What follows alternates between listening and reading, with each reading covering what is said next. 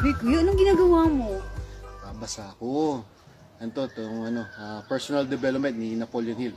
Think and grow rich. Aba, matindi, parang feeling genius ah.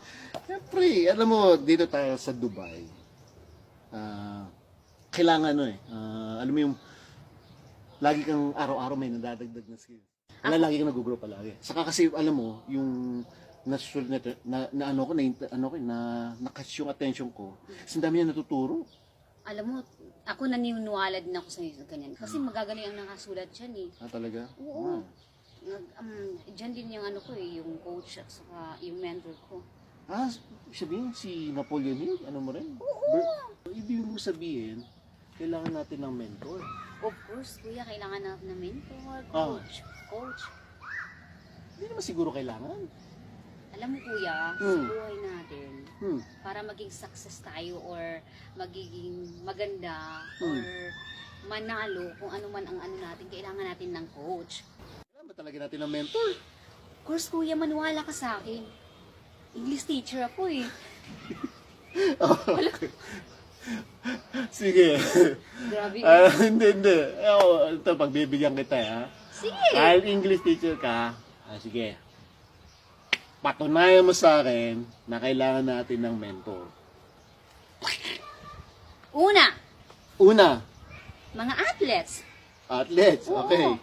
Ang mga athletes, kailangan talaga nila ng coach para may mag-guide sa kanila, para manalo. Sa mga gaya ng basketball players. Oo. Kailangan ang basketball players na kailangan nila ng coach. Para maturuan sila kung saan silang mga posisyon dapat sila magpunta. Tama, di ba? Siyempre, atleta yun. Kailangan ng atleta yun eh. Yun lang. Tapos, Grabe sa kuya, paghulag good. Naapaw eh. Pangalawa, sige nga.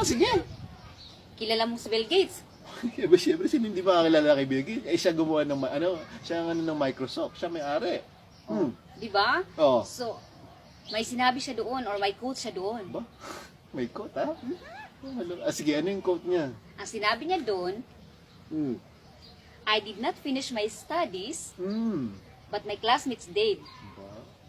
That's why I hired them to my company. I hired them to run my company. O, di ba? Rosa, may level up ka, ha? Naman! Kuya! Yung ano mo, ha? Siyempre, kuya, ikaw naman. Dapat yun mo, dyan ka mo to, dyan ka. Teacher ako eh. I change you, ha? Tayo nga na, tabi nila nun?